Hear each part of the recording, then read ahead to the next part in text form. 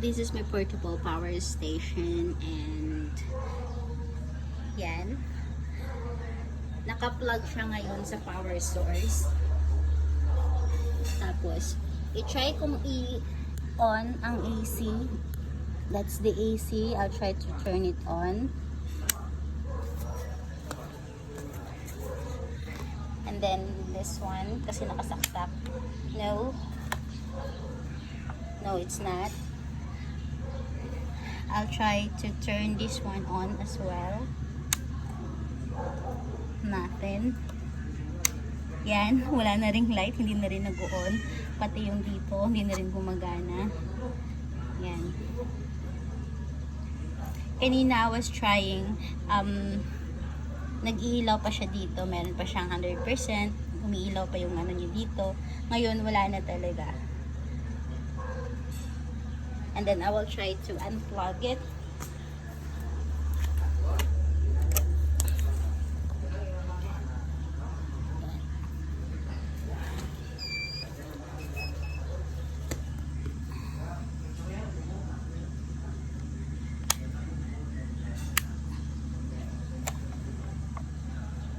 Wala. Naka-on. Wala. It's totally dead pag naka-unplug. So I will switch it back again. I'll plug it again. Let's see. And then I'll turn this one on again. It has a beep sound. Oh, there. And then, yes.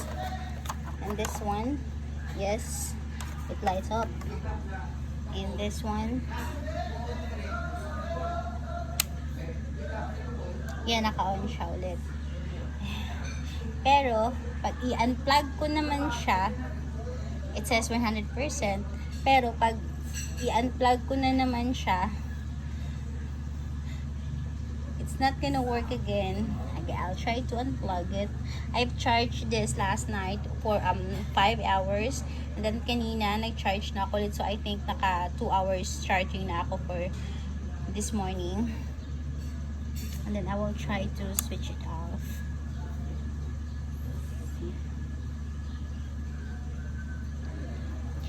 And I will unplug. Let me switch this one off. And then I will unplug it. Yan. And then I'll try turning it on again. I'm turning it on. No, nothing. No, nothing. See, pag naka-unplug siya sa power source, it's not working. Even lights, it's not. So, pag naka-plug siya, it works. But pag naka-unplug, nah, it's not. So, how many hours should I charge it? Let me try.